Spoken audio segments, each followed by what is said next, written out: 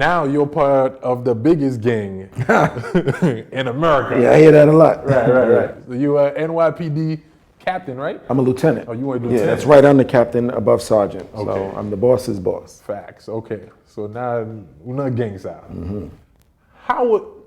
Did you find any other Haitians in the academy? Yeah, there was a few. Yeah. Did you guys click up? Absolutely. You know how Haitian. You know how it is. Once you see somebody that there's a little bit more in common with, you're gonna gravitate towards them. Right. Yeah, it was a few of us. But how is the academy though? Like the academy. So I went to junior high school in a white community. So it was the first real like big interaction I had with a good population of white folks. Because usually the white folks are the teachers, the cops, the firefighters, the person on the news telling you the weather, etc. When I went to junior high school, they were my classmates, you know. And then after that experience, I really wasn't around white folks again in large numbers until the academy. But now politics was involved. You know, that's when I realized the difference. Before we were just all school kids. Right. You know, there was differences, obviously, socioeconomic differences, obviously race. But in the academy, I was in the academy when then Senator Obama was running for president. So, you know, to hear people just talk shit about him and they don't even know anything about him, it was like, wait, what's going on here? And, you know, as we're learning certain things, well, there was in part of our training, we watched the Rodney King beating. That's part of the training? No, not now. In terms of what not to do. Yeah, okay. In terms of what not to do. And, you know, but I would hear my fellow recruits, who I was 22. They would, you have to be at least 21. So we were 21, 22, maybe up to 30 years old. And, you know, I barely remember Rodney King.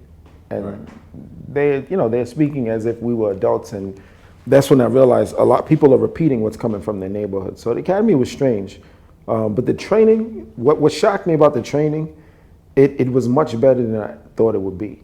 You know, the experiences that I was having, I couldn't tell from the training where those experiences came from with cops. Because the training is not, it actually left me confused. After 6 months of the academy, I'm like, wait, back when I was 15, back when I was 16, back when I was 17, you know, I started like replaying encounters with police officers, and I'm like, there's nowhere in the manual that says for the cop to do what happened to me or what happened to my friends, you know, throughout the city.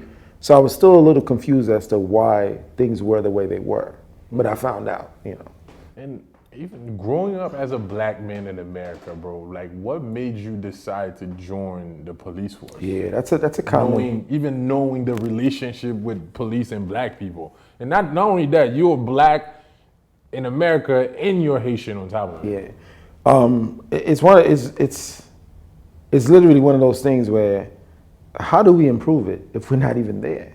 It's that simple. You know, I didn't, as growing up in my formative years as a teenager, my experiences, although they were bad, they weren't to the point where I didn't think that things could be fixed. I still thought there could be improvement. But how am I gonna do it if I'm not there?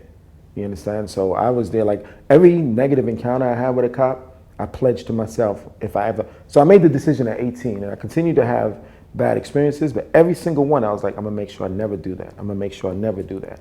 You know, so I joined literally to do what I'm doing now. I didn't know I'd do it as a whistleblower, but you know, how do we improve it if we're not there? Like, I'll take it to history. Toussaint and Dessalines were overseers. A lot of people don't know that. That's things that we don't like to talk about.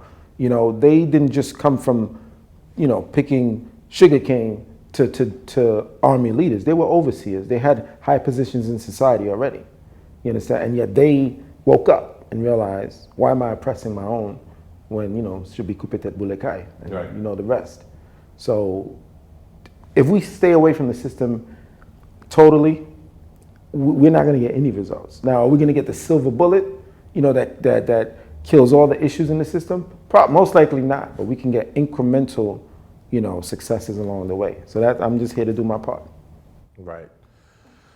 Yeah, man. I mean, I understand what you're saying, but when I went to school in the South. I went to Florida State, Tallahassee.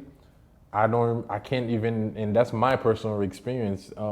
Every time a cop stopped me, it's never been like a good experience. Yeah, no, 90% especially in the South, in Tallahassee, don't let me and my brother be riding in the same car together. Yeah. Like I'm 6'3", 200 pounds. My brother is 6'3", 245, 210.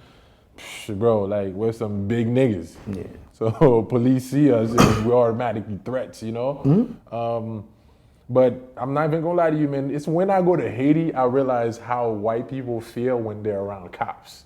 Because when I go to Haiti and I see a cop, I'm not scared for my life. Mm-hmm. As a matter of fact, I'm happy to see those cops. I'm like, hey man, it's like I fed whatever from, yo man, you know? Mm-hmm. But here in America, the moment I get stopped by a cop, I'm like, oh shit. Yeah, there's Where's my phone? there's different things in the ingredients here that leads to these experiences, and all those experiences I had them too, man. But again, rather than shy away from or be Right, you deterred, it encouraged me Okay. to get in there. Right.